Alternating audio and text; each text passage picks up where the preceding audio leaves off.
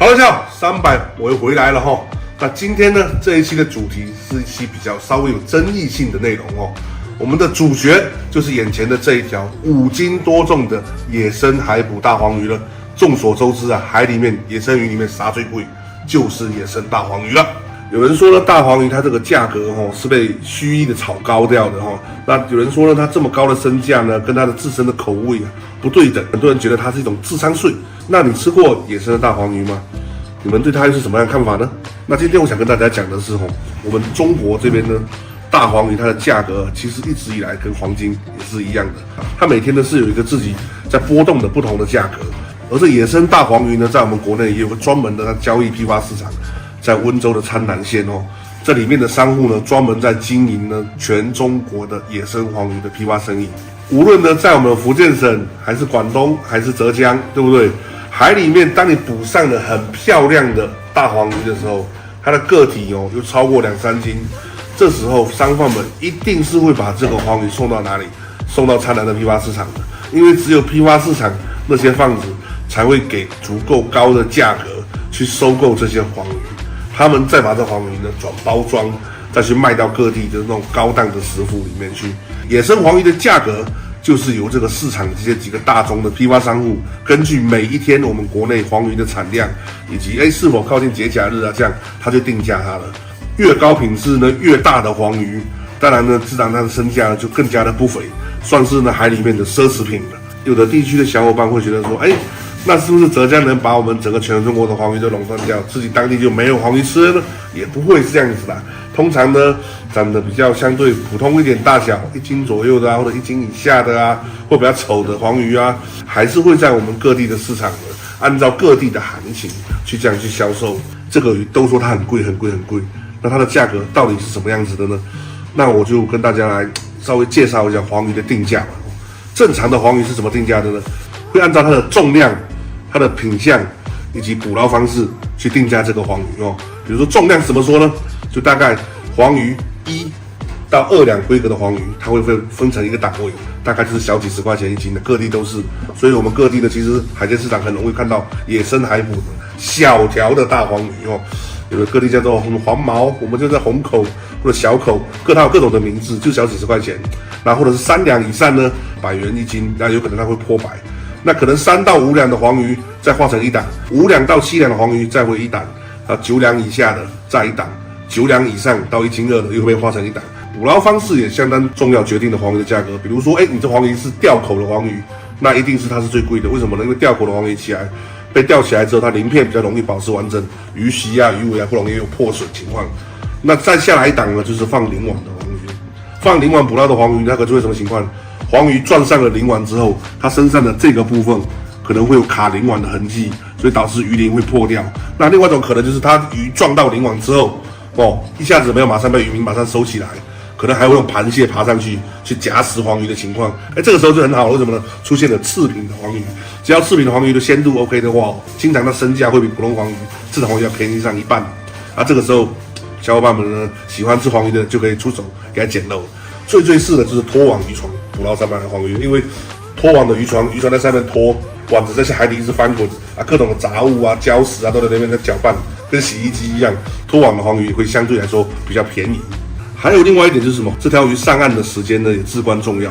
比如说，如果是白天你去海里面捕捞黄鱼，那捕捞上来的黄鱼呢，通体绝大部分就是雪白的，除非在白天的时候呢，海水非常浑浊，那你有可能上来的黄鱼它也是黄色的。夜晚的黄鱼上来呢，它的鳞片整个就非常金光闪闪，越金光闪闪的黄鱼呢，自然它的自身的卖价也就越高。那其实有很多小伙伴担心一个什么东西？他不是担心说自己口袋不够深，他是担心的在市场上买到李鬼冒充的李鬼，是不是？这是一条野生的黄鱼可以看到野生黄鱼基本上有几个很多大家耳熟能详听的分辨方法比如说它的鱼鳍一伸出来一遮鱼鳍要能穿过眼睛这才是野生的黄鱼。当然，那有可能野生黄鱼它鱼鳍破掉或是断掉了，各种可能，对不对？然后还有看嘴巴吧。我个人经验就是我见过很多养殖的黄鱼你注意看嘴巴一打开，嘴唇是黄色，黑黑的，黑黄。但是野生的黄鱼呢，从小条的哪怕是3两的鱼呢，嘴巴就是红的，1两多的也是一样红口。那还有它的体型这是一条母的鱼了，而且它应该是有怀孕的，所以肚子稍微有大一点点。那正常的还是看得出它的整个体型是这种流线型的下来，到了尾柄你看长长的。当然了，黄野生养殖的现在尾柄也是长长的，这不能做100%的依据。然后你看看这些鱼，养殖的鱼。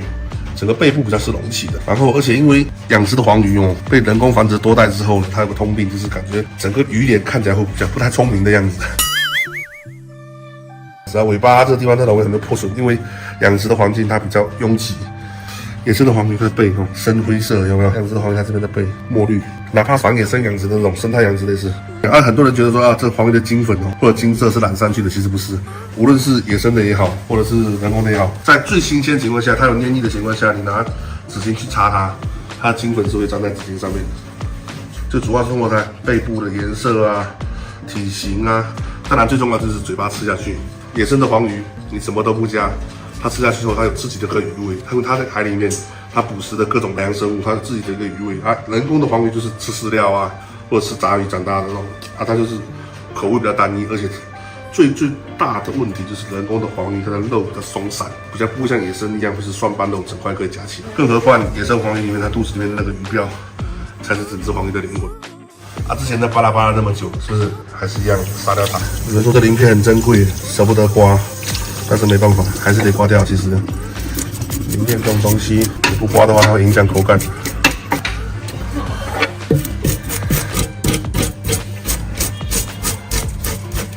现在杀黄鱼的时候就是这样，你看鳞片上面都金粉掉下来了，然后掉完后就是鳞片就没有颜色。很多人会把这鱼鳞收起来做鱼冻，因为太贵了，因为太够力了。鳞片已经刮完了，我们准备给它掏个肠子吧。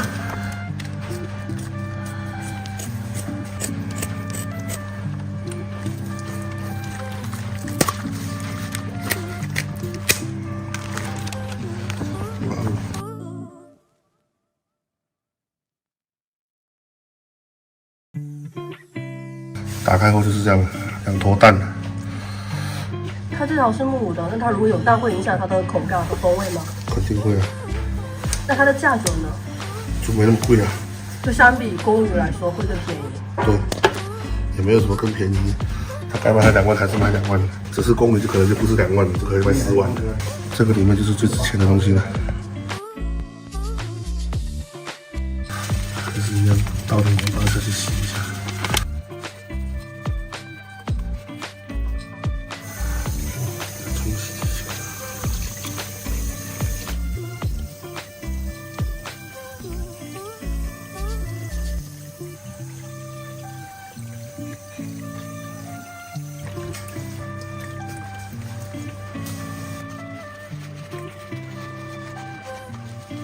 第一次起这么大的胶，有点小紧张啊。黄鱼胶太爽了，这个东西，肚子非常厚实，吃到这一块你看到没有？这一整块放光的这一块肚子肉。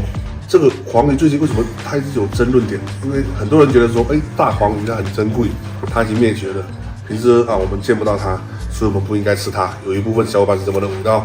但有另外一部分小伙伴说，大黄鱼非常常见，满大街都是，很常见，我们可以支持它。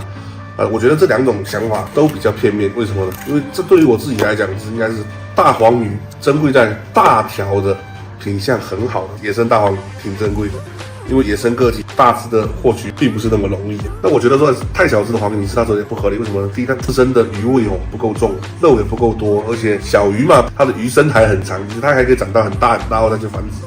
并不是它刚刚拥有繁殖能力的小鱼就去吃它，拥有一个健全的繁殖能力的话，还是要让这个物种健康的一个环境下面，它再去繁殖它，而不是一旦有生育能力的这东西你就可以吃它了。我觉得有时候我们自己还是要自己去斟酌了稍微大一点的个体的黄鱼，我觉得还是适合去使用，因为它能够在体内积攒足够自身的风味，也有足够的肉供大家去使用，对不对？它也能大概参加1次或者是几次这种繁殖的周期，也是对这个物种比较合理的延续嘛。我是这么认为的。然后另外一个事情就是我想聊的是什么事情呢？就是很多其实没有去市场买过海鲜的小伙伴，可能对海鲜的一个价格的计算方式有个误区假如你一只螃蟹，它1斤重的话是100块钱，但是你买2斤重的时候，个体一斤的时候，它可能不只是200块，那可能是300或者500块钱一斤这样子算。所以相对来说，你买1只2斤的螃蟹，你可能1斤的螃蟹可以买个4、5斤，或者是7、8斤也都有可能。越大的海鲜越稀有，它的价格可能是比它小时候呢是乘以几何倍数去增长。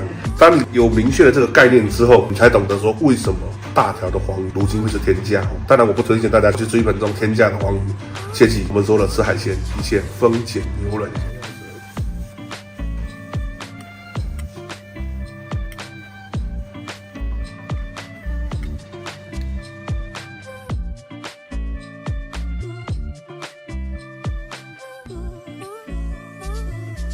剩下的半只，我们来煮面线，传统的面线。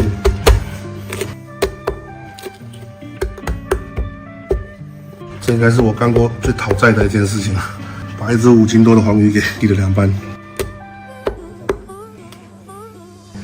它是靠近鱼胶的这个地方，质感也靠近鱼胶。就这样。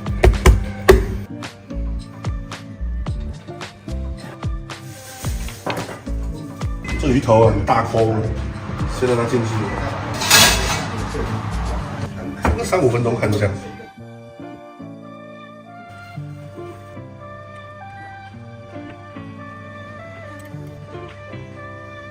哦，9、5分钟这已经出来了。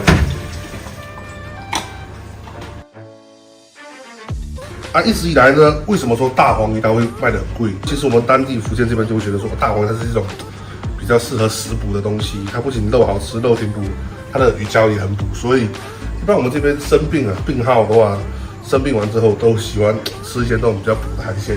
一般生完病呢，我们习惯会去吃面线，所以呢，厦门一直以来就流传了一个黄鱼很传统的做法，叫做厦门黄鱼面线。我们现在来处理黄鱼面线，其实很简单啦，弄一点干子先。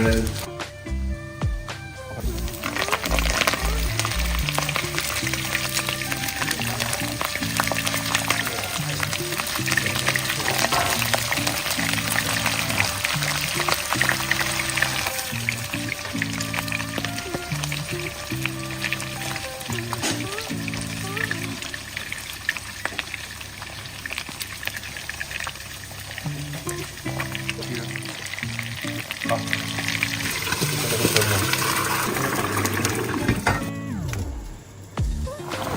面线给它挤到旁边去，酸酸的灵魂，看会用。调入点的盐巴，今晚罪恶的盐全再下去，它自己会出掉。哦，舒服。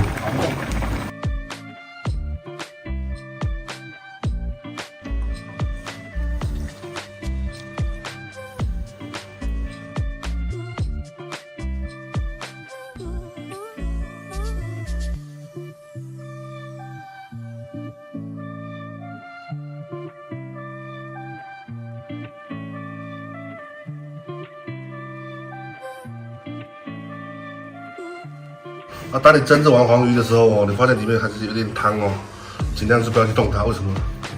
因为黄鱼是带胶的，它会让整个黄鱼会凝固起来，变黄鱼冻。当然了，这个黄鱼我估计是等不到放凉了。你看我们今天蒸鱼的时候也没有下姜片，也没有给它点盐巴什么的。出来之后，我们今天更不会去淋蒸鱼豉油，就是在吃原汁原味的黄鱼味。无论是多高级的石斑鱼啦，它的鱼味其实跟野生黄鱼皮拟起来后都是逊色很多的。所以黄鱼一直以来它就是我心目中台海的鱼王啊，所以大家可能试看看知道，清蒸黄鱼。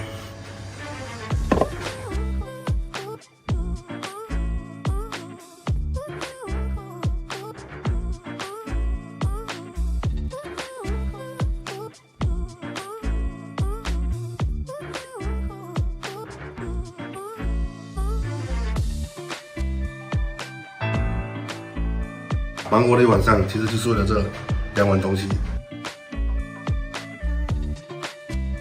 我把这肉分成了3份，从背肉开始。这么大的大鱼，它居然一点都不老。哇，鱼板太牛啊！它是完全是人家蒜瓣肉哦，并不是像那种养殖的黄鱼一样软贼贼烂乎乎。够胖，它自己这个鱼香味很重。赞。这是肚子肉，带胶部分，肚子后因为靠近这个鱼胶的地方，所以它吃起来会有种焦焦的胶感，很香。哇哇哇！其实我长这么大，我也是第一次吃这么大的黄鱼了。吃过2斤、3斤的、5斤的，我真的也没吃过。人生一个新的里程碑，就是吃到一条5斤的黄鱼，它非常的嫩。哦呦，所以它为什么它贵？放归，这么大还是好吃，这么大5斤的鱼还是这样子，非常的棒。好香啊！这个是已经今天晚上第几碗了？第4碗，这个才是无敌的。你试看看，分椒时刻2个 W 的鱼也就这样的胶而已，，1两多少？这个1两不知道多少，不敢说。好廉啊！这个是最名贵的了，真的。黄鱼胶，野生黄鱼胶。我的头，OK， OK， 来哦，来哦，来哦，试看看。这可能吃完后还有年轻的20岁。夏总来，小鱼交给你吃，哎你过来，一只鱼胶大家一人分一块，没了。对鱼胶，来，佩奇过来，受不了了，哦呀，是往满口流下。都是黏的。连着我嘴巴。我们来一块鱼子，哦哟，啥感觉？扎实，扎实饱满，饱满。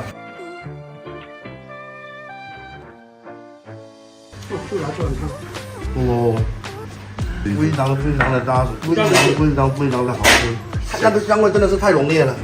这是一个黄鱼香，其实我觉得你不用太过浓重的东西调味去盖它，